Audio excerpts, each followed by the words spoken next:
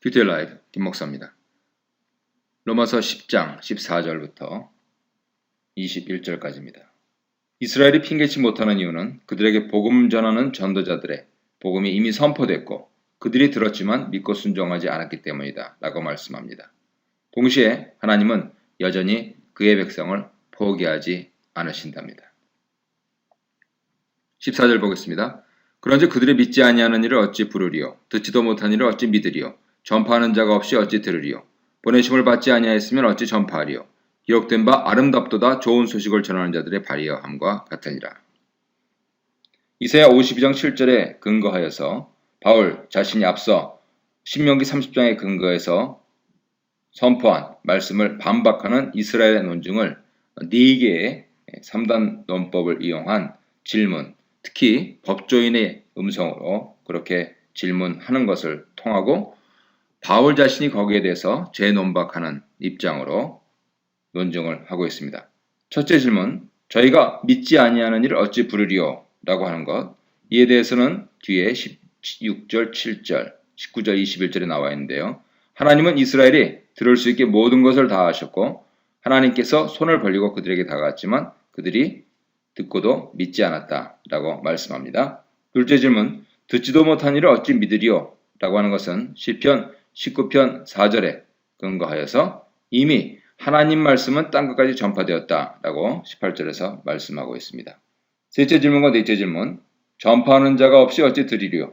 보내심을 받지 아니했으면 어찌 전파하리요? 라고 하면서 이스라엘이 복음 전파한 사람이 없었다라고 주장하는 것에 대해서 사도 바울은 이사야 52장 7절을 인용하면서 하나님은 이미 그런 사람들을 보내셨고 좋은 소식을 전하셨다라고 논증을 하고 있습니다. 바꿔 말해서 이스라엘이 듣고도 믿지 않은 것이고 하나님은 선포할 사람을 분명히 보내셨고 그 사실을 하나님 말씀이 증거하고 있다고 반박하고 있는 것입니다. 이를 통해서 하나님께 책임을 전가할 수 없고 오히려 이스라엘에게 책임이 있다라는 결론을 내리고 있습니다. 이스라엘의 심각한 문제는 그들이 메시지를 들었을 때 믿지 않으며 메시지를 이해하고도 순종하지 않았다는 점입니다. 대조적으로 고소를 당하신 하나님은 오히려 이스라엘을 위해 오래 참으시며 그들의 유익을 위해 기다리고 다가가셨다는 것이죠. 마치 요즘의 한국교회를 보는 것과 같습니다. 16절입니다. 그러나 그들이 다 복음을 순종하지 아니하였도다. 이사야가 이르되 주여 우리가 전한 것을 누가 믿었나이까 하였으니 그러므로 믿음은 들음에서 나며 들음은 그리스도의 말씀으로 말미암았느니라. 이스라엘의 불순종에 대해서 논의하고 있습니다. 앞서 1장 5절부터 보았던 믿음의 순종, 바로 순종한다와 믿는다 이것을 동격으로 사용하면서 바울은 복음을 전한 것으로 듣는 것으로 표현하면서 바로 이 믿음과 순종을 동치로 놓고 있습니다. 믿음을 듣고 순종하는 것은 믿는 것과 같은 것이죠. 믿음은 들음, 즉 복음으로부터 생기는 것입니다. 그 복음은 그리스도의 말씀을 통하여서 선포됩니다. 즉 복음 내용은 예수 그리스도의 삶, 죽음, 그리고 부활에 관한 말씀입니다.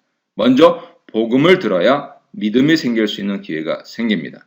그리고 순종합니다. 18절입니다. 그러나 내가 말하노니 그들이 듣지 아니하였느냐? 그렇지 아니하니 그 소리가 온 땅에 퍼졌고 그 말씀이 땅끝까지 이르렀도다 하였느니라. 그러나 내가 말하노니 이스라엘이 알지 못하였느냐? 먼저 모세가 이르되 내가 백성 아닌 자로서 너희를 시기하게 하며 미련한 백성으로서 너희를 노엽게 하리라 하였고 이사야는 매우 담대하여 내가 나를 찾지 아니한 자들에게 찾은 바 되고 내게 묻지 아니한 자들에게 나타나노라 말하였고 이스라엘에 대하여 이르되 순종하지 아니하고 거슬러 말하는 백성에게 내가 종일 내 손을 벌렸노라 하였느니라. 구약성경 전체에서 인용된 구절들을 통해서 결론을 내리고 있습니다. 시편 19편 4절에 근거해서 유대인들이 복음을 들었고 18절이죠. 신명기 32장 21절, 이사야 65장 1절에 근거해서 유대인들이 복음을 알았지만 19절이죠. 믿지 않은 것을 보여주고 있습니다.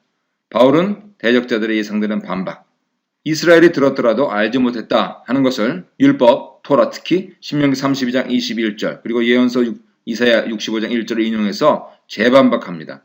이스라엘이 알지 못했다 하는 것은 이제 이해하지 못했다라고 하는 것이 더 좋을 것 같습니다.